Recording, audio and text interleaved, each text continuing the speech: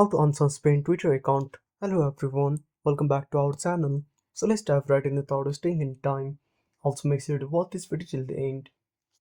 So first of all, open up your web browser, then tap on the search bar, then type Twitter help, then tap on search at the bottom right corner. Now simply open up the first website, then scroll down, then tap on about suspended accounts. Now simply tap on how to unsuspend your account. Again scroll down, then tap on file an appeal. Now on this page you can file an appeal. Simply describe the issue and tap on submit. I hope this would fix the issue.